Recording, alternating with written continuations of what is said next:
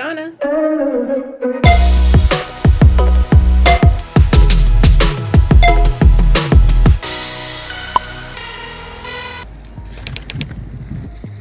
So what's good, guys? How are you guys doing? So I don't know. I think today is the day of surgery planning. Still trying to figure out. I don't know. I'm here at my surgeon's office, and I don't know if like they had me changed into a robe. So I don't know if they're like planning the surgery. If I haven't told you, my MRI guided biopsy came back for my right breast because they was concerned that there was also a mass over there.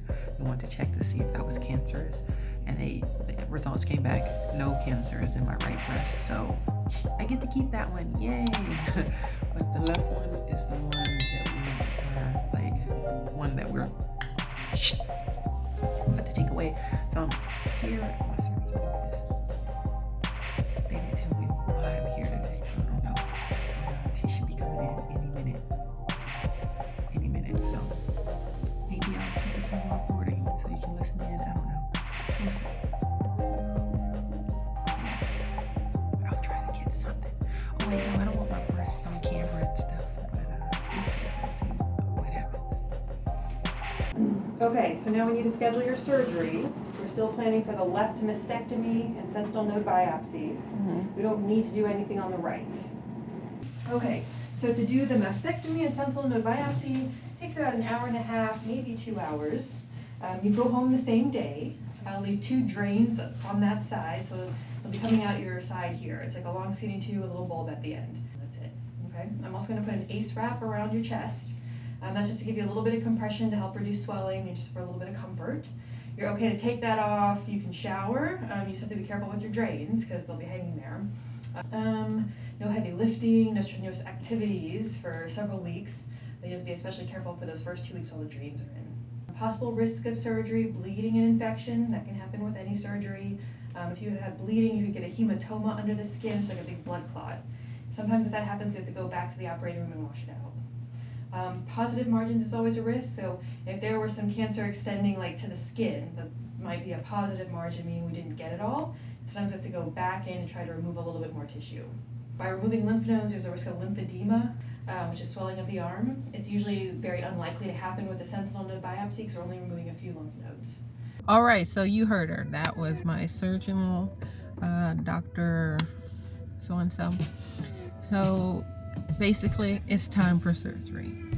And she told me, she told me how they would do it. Basically, since this boob is okay, this is the boob they're taking out. Basically, she said they'll be cutting around here. Well, that's probably a big cut around here, pulling everything out, and then closing it together and sewing across. So she said there will be a giant scar going straight across from right there.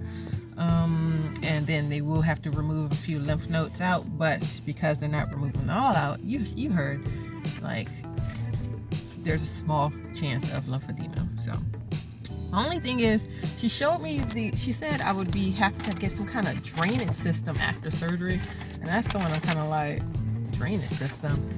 And they gave me a little form showing what that would look like. You gotta see, bam, right there, where I guess my body will be draining, leaking something. I don't know. Sounds gross. Probably is. But at least I won't have that on me anymore. Now I do like appreciate a lot of you guys showing me things like Sopo tea, which I went ahead and bought some of the tea, the healthy tea that you guys told me. I haven't tried it yet. I need to go ahead and try it, but I did buy some. Then the sea moss you guys recommended, gel, I got some of that. And then, because it's just time to do change your life for the healthier. If you're watching this, maybe this is your motivation to finally, just go ahead and just start living a better lifestyle. It's not about dieting, it's about living a healthy lifestyle. So this is a life thing, not a few months I died, and no, this is a life change type thing. So also somebody recommended some kind of mops. It starts with an M, something tree, magnet tree, whatever. I did get some of that. I drink that, like a tablespoon of that every day. That actually doesn't taste too bad. That's pretty good. Another thing, somebody sent me a whole bunch of references to videos about how cancer is basically a disease, and that it if you think about it, if you live a certain type of lifestyle, plenty of people in this world have been cured from cancer just by just changing their everyday lives, how they eat, how they what they put into their body, what they put out of their body, stuff like that. So I've been really trying to get into that and research that kind of stuff. So I do appreciate wholeheartedly all the support and information you guys have been passing to me. So yeah, surgery is coming up. Now, I don't have the exact date yet, but they said within the next few weeks I should be getting surgery. They gave me some information about what do I do before post-surgery, or before pre-surgery, preparing for surgery, and then what I do after surgery, like steps. All really now is just to make sure I get my finances in order, you know, and then exercises to do after surgery, things like that. So if you're wondering like what I feel about the whole thing about this boob eventually won't be here. Now, I think I said this before, but honestly, I'm not like torn up about it. First off, it's like, do you want your boob or do you want cancer? You feel me? Obviously, take the boob, get rid of the cancer. But I'm not like, oh no, my boob, I'm gonna miss it. Because it's not like it's an arm or a leg or something you really need to like do your day-to-day work. It's there, but do I use it? No. I'm not breastfeeding no babies because I don't got none. So it's just like, fine, get rid of it. I still get one. I still get to keep one. But one thing I always wanted to do, which I never done, and I think I'm gonna do this now since I only got a few weeks before I no longer have my twinsies. But I always wanted, you know those pictures that moms take like when they have their babies, when they have their newborn babies. So then the mom and the baby like pose like some cute, classy nude picture, like the baby might be laying on the mom's chest and they take a picture like that, and it's like just chock full of all the kinds of awesomeness. It's just like, and then they hang it somewhere in their house. Always wanted one of those without minus the baby part, like just like not a nude picture, but like boobs covered up, like cookie covered up, just like some kind of cute like pose or something like that of just like me in my birthday suit.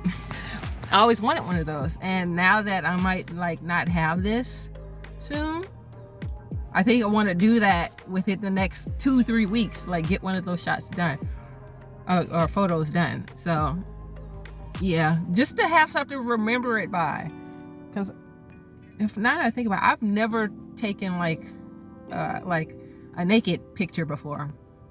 Is that too much information to be sharing on the internet? But I've never done that ever. So the thought of like, ooh, you won't have this any longer, or ooh, you won't have this for much longer, go and get you a picture to remember about, like, yeah, once I had us 2 boobs. Another thing is, if I think about it, like the first half of my life I didn't have boobs. The second half, like now, the second half between ages like 14 to now, I have boobs, right? But the first half I didn't have any. Second half I had some. So would it be so crazy to think now the next quarter of my life I only have one? Like, am I really missing out on something now? Like, I didn't even know what boobs were like when I was 10. So I'm not gonna trip on it. I'm trying to also help encourage those who may be going through the same thing as me.